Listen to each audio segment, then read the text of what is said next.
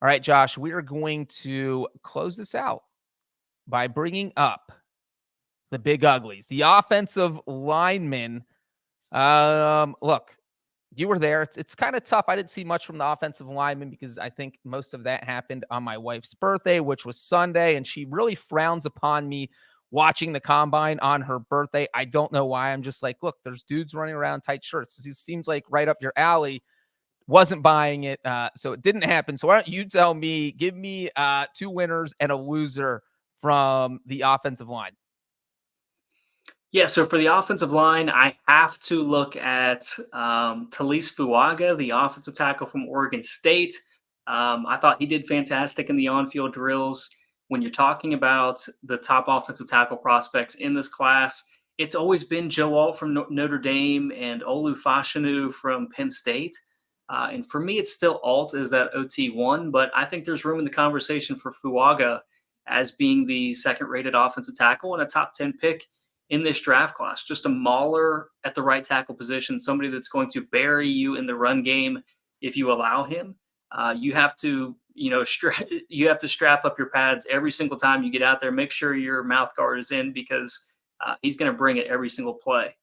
Troy Fontanu, the left tackle from Washington, a lot of people thought that he was going to certainly project inside at the next level. I think he has shown that he is more than capable of holding up on the edge.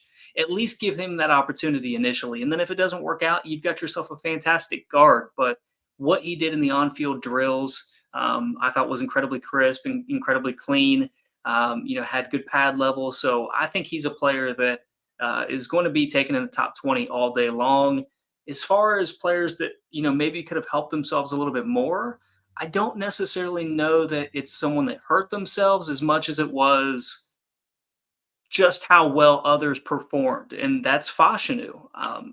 He had smaller hands, so how is that going to impact his punch placement, his pace? How is that going to allow him to dictate action at the point of contact?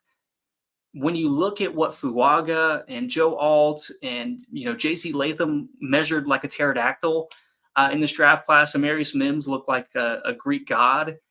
So when you look at all of these tackle prospects, where does Fashanu fit in at this point in time? Last year, I think he was probably the first or the second tackle off the board.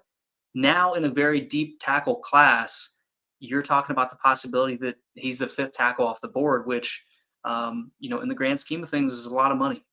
It is, but the good news for him is being the fifth tackle off the board could still get you selected in the first round. And I love that. Imagine saying, hey, describe these guys in 2 words or less. And you're like, this guy's a pterodactyl. This guy's a Greek god. And that guy has small hands. So you know which one Josh would not be drafting.